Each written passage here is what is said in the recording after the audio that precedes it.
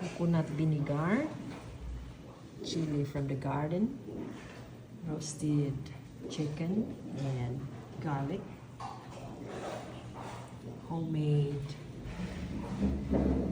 mashed potato with fresh coconut cream and nutmeg, salt and pepper of course, and our everyday mixed green salad with fresh corn.